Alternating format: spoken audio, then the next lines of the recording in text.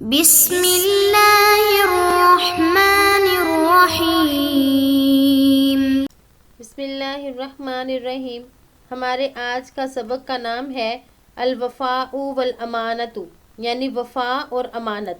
اس سبق میں اس قصے کی طرف اشارہ ہے جس میں حضرت یوسف علیہ السلام کو عزیز مصر کی بیوی پھسلانا چاہتی تھی، خیانت پر آمادہ کرنا چاہتی تھی، لیکن حضرت یوسف علیہ السلام نے امانت داری کا ثبوت دیا اور اپنے آقا کے ساتھ خیانت نہیں کی۔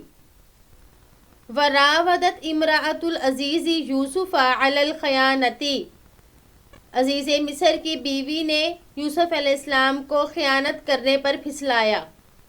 راودہ یراودو مراودتاً باب مفاعلہ سے ہے، بمعنی دھوکہ دینا یا فریب دینا۔ امرأۃ اس کا فاعل ہے، اس لیے واحد مؤنث غائب کا صیغہ لے کے آئے۔ ولیکن یوسف ابا، لیکن یوسف علیہ السلام نے انکار کر دیا۔ ابا باب فاتح یفتح سے ہے، بمعنی انکار کر دینا، ناپسند کرنا۔ وقال کلا، حضرت یوسف علیہ السلام نے فرمایا ہرگز نہیں، انا لا اخون سیدی، میں اپنے آقا سے خیانت نہیں کروں گا۔ انا ضمیر مرفوع منفصل ہے، یہاں پہ مبتدا بن رہا ہے۔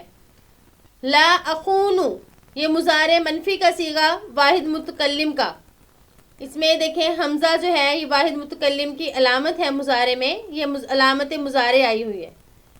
انہ احسن الیہ واکرمنی، بے شک اس نے میرے پر احسان کیا اور میری عزت کی۔ یہاں پہ دیکھیں ہو ضمیر جو ہے یہ ضمیر شان ہے، کیونکہ غائب کی ضمیر بغیر مرجع کے جب واقع ہو جائے تو اسے ضمیر شان کہتے ہیں۔ احسن یحسن احسان بمعنی اچھا سلوک کرنا، اکرم یکرم اکرام بمعنی عزت کرنا۔ انی اخاف اللہ، بے شک میں اللہ سے ڈرتا ہوں۔ اخاف واحد متکلم کا صیغہ ہے اور اللہ جو ہے یہ مفعول ہے، اس لیے منصوب ہے، اور اخاف میں فاعل انا ضمیر ہے جو کہ اس کے اندر پوشیدہ ہے۔ وغضبت امرأۃ العزیز وشکت الی زوجہا، عزیز مصر کی بیوی ناراض ہوئی اور اس نے اپنے شوہر سے شکایت کی۔ غاضبت واحد مؤنث غائب کا صیغہ ہے، غاضبہ یغضب غضباً بمعنی ناراض ہونا، خفا ہونا۔ شکت بھی واحد مؤنث غائب کا صیغہ ہے، اس میں ہیا ضمیر اس کا فاعل ہے جو لوٹ رہی ہے امرأۃ العزیز کی طرف۔ وعرف العزیز ان المرأۃ کاذبۃ، عزیز مصر نے جان لیا کہ عورت جھوٹی ہے، یعنی عزیز مصر کو اس پورے واقعے میں پتہ چل گیا کہ اس کی بیوی جھوٹی ہے اور حضرت یوسف علیہ السلام سچے ہیں۔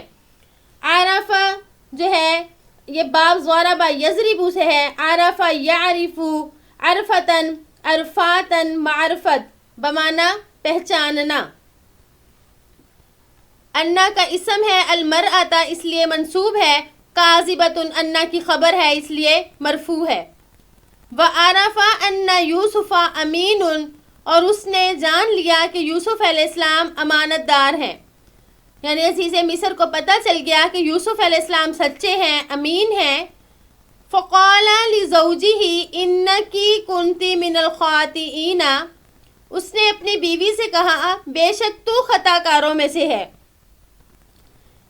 ان حرف مشبہ بالفعل، کاف ضمیر جو ہے محلاً منصوب ہے کیونکہ انا کا اسم بن رہی ہے۔ خاطئین، خاطئین اس کا مطلب اسم فاعل کا یہ صیغہ ہے، بمعنی غلطی کرنا، مصدر اس کا آتا ہے خطأً بمعنی غلطی کرنا۔ یہ باب سامع یسمع سے ہے، یعنی خاطئہ یخطأ خطاءً بمعنی غلطی کرنا۔ وعرف یوسف فی مصر بجمالہ، یوسف علیہ السلام مصر میں اپنے حسن کی وجہ سے پہچانے جانے لگے، یعنی یوسف علیہ السلام کے حسن کا اتنا چرچا ہونے لگا کہ یہ ان کا حسن ان کی پہچان بن گیا۔ عرفہ فعل مجہول کا صیغہ ہے اور یوسف اس کا نائب فاعل ہے، اور نائب فاعل جو ہے وہ بھی مرفوعات میں سے ہوتا ہے، مفعول ما لم یسمى فاعلہ، اس لیے یوسف پہ رفع ہے۔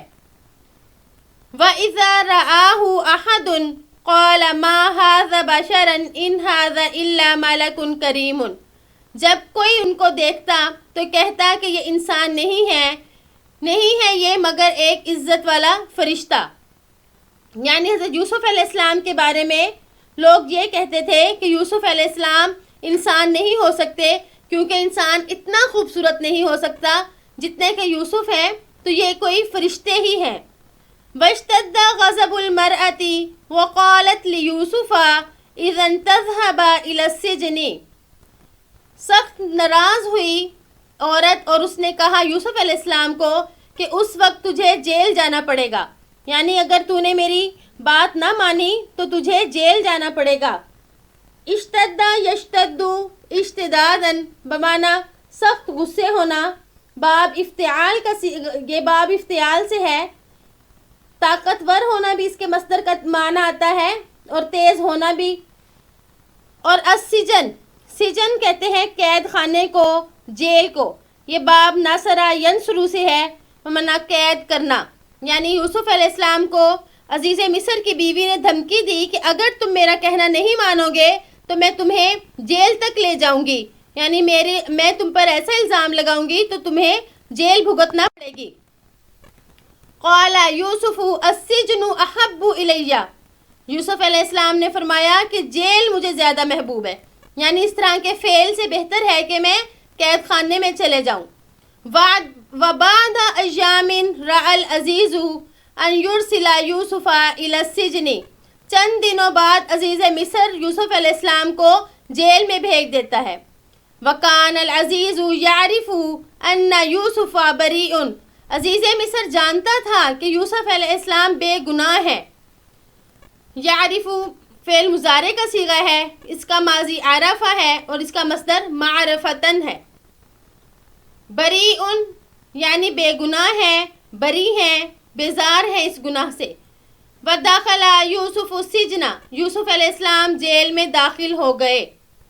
داخلہ فعل ماضی ہے، اس کا مضارع یدخلو آتا ہے اور اس کا مصدر دخلن بمعنی داخل ہونا، اندر چلے جانا۔ یعنی یوسف علیہ السلام جیل کے اندر چلے گئے لیکن انہوں نے عزیز مصر کی بیوی کے ساتھ خیانت نہ کی۔